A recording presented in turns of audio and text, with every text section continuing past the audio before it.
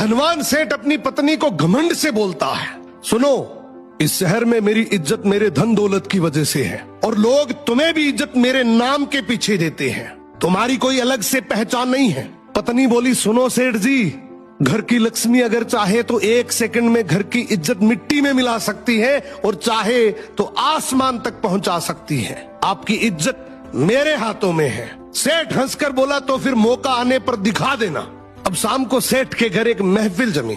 मित्र, रिश्तेदार, जान पहचान वाले लोग हंसी ठिठोली कर रहे थे। तभी अचानक सेठ का सबसे छोटा बेटा जोर जोर से रोने लगा। सेठ ऊंची आवाज से बोला, ये बच्चा क्यों रो रहा है? पत्नी बोली, आपका बेटा बार बार खिचड़ी मांग रहा है, जबकि अभी थोड़ी देर पहले इसने भर पेट खाया है। घर में बाकी लोगों का भी तो सोचना है, सब कुछ इसे ही कैसे दे दूं? ये सुनते ही महफिल में सन्नाटा छा गया। लोग आपस में बात करने लगे कि इतना बड़ा सेठ और घर में खिचड़ी का झगड़ा। सेठ का चेहरा लाल पड़ गया, उसकी इज्जत वहीं धूल में मिल गई। रात को सेठ अपनी पत्नी के पास गया और बोला, ठीक है, मान गया, आज तुमने मेरी इज्जत सबके सामने गिरा दी, अब इसे वापस लाकर दिखाओ। पत्नी बोली, मेरे लिए तो ये चुटकियों का खेल है, बस एक काम करना, उन सबको कल फिर से बुलाओ। अगले दिन फिर से महफिल जमी। हंसी मजाक चल ही रही थी कि बच्चा फिर से रो पड़ा। सेठ बोला, अब क्या हुआ? पत्नी बोली, फिर वही खिचड़ी की जिद।